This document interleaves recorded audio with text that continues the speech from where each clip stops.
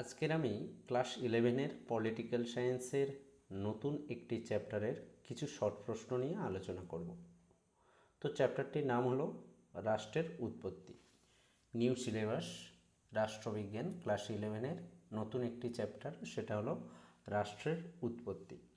তো সেই চ্যাপ্টারের বেশ কিছু শর্ট প্রশ্ন নিয়ে আলোচনা করব। তো আমাদের প্রথম প্রশ্ন হচ্ছে, লেভিয়াথান গ্রন্থের প্রণেতা কে? লেভিয়াথান গ্রন্থের প্রণেতা কে? তো এখানে উত্তর কি? হবস। হবস হলো লেভিয়াথান গ্রন্থের প্রণেতা। তারপর দ্বিতীয়ত কি বলছে? সামাজিক চুক্তি গ্রন্থের প্রণেতা। সামাজিক চুক্তি গ্রন্থের প্রণেতাকে? উত্তর কি? না, রুশো। রুশো হলো সামাজিক চুক্তি গ্রন্থের প্রণেতা। জ্যাক রুশো, তিনি কি? না, সামাজিক চুক্তি গ্রন্থের প্রণেতা। তারপর তৃতীয়ত কি বলছে? সাধারণের ইচ্ছা ধারণাটির প্রবক্তাকে? সাধারণের ইচ্ছা ধারণাটির প্রবক্তা হলেন রুশো। রুশোই হলেন সাধারণের ইচ্ছা ধারণাটির প্রবক্তা। তারপর চতুর্থত কি বলছে? বল প্রয়োগ মতবাদের প্রবক্তাকে? বল প্রয়োগ মতবাদ অর্থাৎ রাষ্ট্রের উৎপত্তি, এই চ্যাপ্টারটিতে বেশ কিছু মতবাদের উল্লেখ আছে, যেমন হচ্ছে বিবর্তনমূলক মতবাদ, ঐশ্বরিক মতবাদ, বল প্রয়োগ মতবাদ।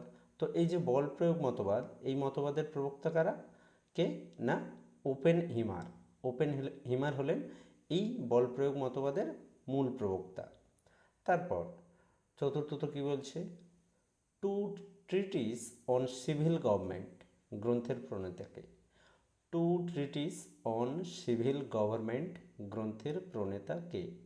উত্তর হলো লক, অর্থাৎ জন লক। জন লক হলেন two treatises on civil government গ্রন্থের প্রণেতা। তারপর পরের প্রশ্ন কি বলছে? জনগণের বাণী হলো ঈশ্বরের বাণী। এটি একটি গুরুত্বপূর্ণ প্রশ্ন। জনগণের বাণী হলো ঈশ্বরের বাণী, কে বলেছে? না, বলেছেন রুশো। Jack Russo. রুশো বলেছেন জনগণের বাণী হলো ঈশ্বরের বাণী। তারপর 7 নম্বর প্রশ্ন কি বলছে? রাষ্ট্রের উৎপত্তি সম্পর্কে সর্বাপেক্ষা গ্রহণযোগ্য মতবাদ কোনটি? প্রশ্ন হলো কোনটি? রাষ্ট্রের উৎপত্তি সম্পর্কে সর্বাপেক্ষা গ্রহণযোগ্য মতবাদ। তো তোমাদের ক্লাস 11-এ 3 ধরনের মতবাদ আছে রাষ্ট্রের উৎপত্তি সম্পর্কে: ঐশ্বরিক মতবাদ, বল প্রয়োগ মতবাদ এবং আরেকটি হলো বিবর্তনমূলক বা ঐতিহাসিক মতবাদ। তো এই 3টি মতবাদের মধ্যে উল্লেখযোগ্য হচ্ছে বিবর্তনমূলক মতবাদ। তারপর 8 নম্বর প্রশ্ন কি বলছে? না, শক্তি নয় সম্মতিই রাষ্ট্রের ভিত্তি, কে বলেছে? শক্তি নয় সম্মতিই রাষ্ট্রের ভিত্তি, কথাটি কে বলেছে? উত্তর হবে গ্রিন।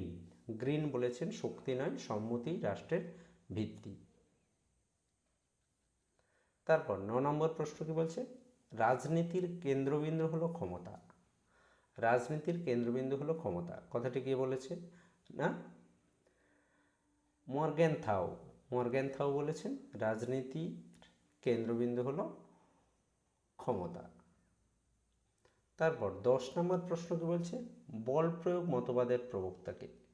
বল প্রয়োগ মতবাদ, এই যে 3টে মতবাদ, তার মধ্যে বল প্রয়োগ মতবাদের প্রবক্তাকে? না, লিকক এবং ওপেন হিমার। একটু আগেই বললাম যে বল প্রয়োগ মতবাদ ওপেন হিমার, লিকক এবং ওপেন হিমার এরা হলেন বল প্রয়োগ মতবাদের প্রবক্তা। তবে মূল প্রবক্তা হলেন ওপেন হিমার। তারপর 11 নম্বর প্রশ্ন কি? লেভিয়াথান গ্রন্থটি প্রকাশিত হয় কবে? লেভিয়াথান গ্রন্থ কার গ্রন্থ? না, হবসের গ্রন্থ। গ্রন্থটি প্রকাশিত হয় কবে? না, 1651 খ্রিস্টাব্দে। তারপর 12 নম্বর প্রশ্ন, জোর জার মুলুকতার প্রবচনটির সঙ্গে প্রবচনটি কোন মতবাদের সমর্থন করে? কথাটি শুনেই আমরা বুঝতে পারছি বা এই কথাটির সঙ্গে আমরা পরিচিত যে জোর জার মুলুকতার। তো এখানে একটা শক্তির কথা বলা হচ্ছে। তো তাহলে এই মতবাদটি কোন মতবাদের সমর্থন করেন? এই প্রবচনটি? না, বল প্রয়োগ মতবাদ। জোর জার মুলুকতার বল প্রয়োগ মতবাদের সমর্থন করে। তারপর 13 নম্বর প্রশ্ন, সামাজিক চুক্তি গ্রন্থটি প্রকাশিত হয় কবে? সামাজিক চুক্তি গ্রন্থের প্রণেতাকে রুশো। তো এই গ্রন্থটি প্রকাশিত হয় কবে? 1762 খ্রিস্টাব্দে সামাজিক চুক্তি গ্রন্থটি প্রকাশিত হয়। তারপর পরের প্রশ্ন হচ্ছে, জনগণের কণ্ঠস্বর হলো ঈশ্বরের কণ্ঠস্বর। কথাটি কে বলেছে? রুশো। রুশো বলেছেন জনগণের কণ্ঠস্বর হলো ঈশ্বরের কণ্ঠস্বর। তারপর 15 নম্বর প্রশ্ন কি বলছে?